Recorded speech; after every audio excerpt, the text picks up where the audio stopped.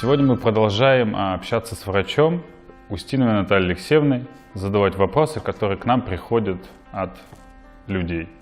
Что такое кашель, продолжительный кашель, затяжной, еще так говорят? Затяжной кашель также есть причины, чаще всего они вирусные. Чаще всего это вирус аденовирус, вирус, который у детей вызывает воспаление тоже миндалин и еще воспаление носоглотки, аденоиды. А у взрослых это постоянное по задней стенке протекает слизь, это называется фарингит. Это тоже вирусный, поэтому начинать надо с вирусов. Бывает сухой и влажный кашель. А какова его причина? Почему они такие разные? Да. Ну, разные по одной и той причине. В первую очередь, бывает, что аденовирус вызывает большое количество образований слизи, и тогда вот слизь как раз проходит по задней стенке глотки и начинается влажный кашель. А бывает, когда с подъемом температуры, как раз глоточное кольцо очень сухое, дерет. Ну, когда вы вот першит горло, вы понимаете, что прям дерет горло, сил нет какой. Вот это сухой кашель. Человек начинает кашлять и еще больше рвет горло, и кашель еще дольше длится, потому что сохнет горло еще больше. Поэтому в это время обязательно что-то надо, что вызовет образование слизи. Вот это самое важное. Побольше попить воды теплой, даже вот это и тоже спасет. Нужны ли таблетки от кашля? Я неоднократно видел в аптеке и сам их покупал, но после них мне становилось только хуже. Мукалтин? Да, есть такие таблетки, их дают всем, и деткам, и взрослым, и всячески.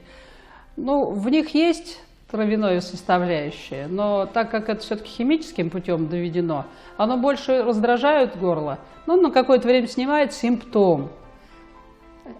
Именно симптом, но причину не убирает.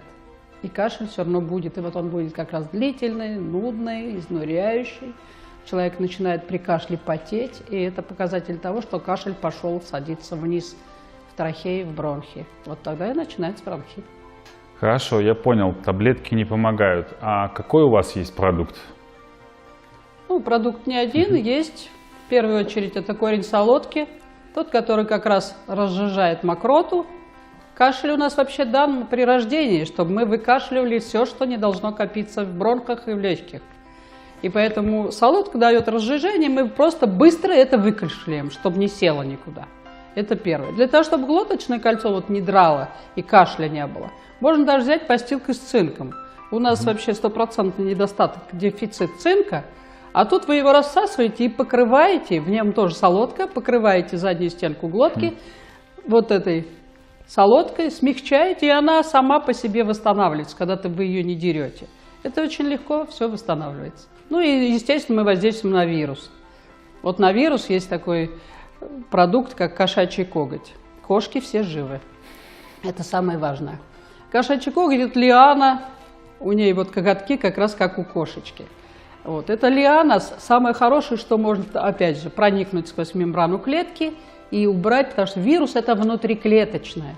И вот он разрушит кошачий коготь там, ДНК вируса. Раз мы убрали вирус, человек здоров. И ассортимент продукции компании позволяет откорректировать практически любое отклонение у человека в здоровье. Воздействует на любую причину, так как это травы, они воздействуют не наследственно, а причинные факторы всех отклонений по здоровью. И поэтому у нас это в руках есть, и мы можем этим пользоваться.